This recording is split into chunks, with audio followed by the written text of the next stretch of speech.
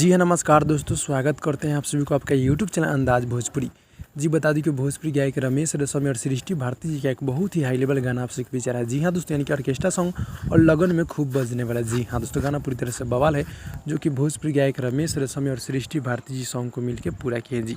और गाना कल सुबह भोरे सुबह 6 बजे रिलीज हो रहा है, जो कि फटाफट वायरल भोजपुरी से डायरेक्ट वीडियो सॉन्ग। जी हाँ दोस्तों, ये पासवान जी ना सिक्सर सटाई। जी हाँ दोस्तों, ये पासवान जी ना सिक्सर सटाई गाने का बोल, जो गाना पूरी तरह से बवाल है, जो कि गाना पूरी तरह से बारात में बजने वाला है। जो कि गाना 7 मई यानी कल सुबह 6:15 पे सुबह 6 बजे यानी कि 6 ही बजे रिलीज हो रहा है। जो कि गाना पूरी तरह से बवाल है, फटाफट वायरल भोजपुरी से। जो कि गीत को लिखे मुनीलाल परदुमन जी और म्यूजिक है राज शर्मा जी का। जी हाँ दोस्तों, और फटाफट वायरल भोजपुरी से कल सुबह 6 बजे भोरे रिलीज होगा।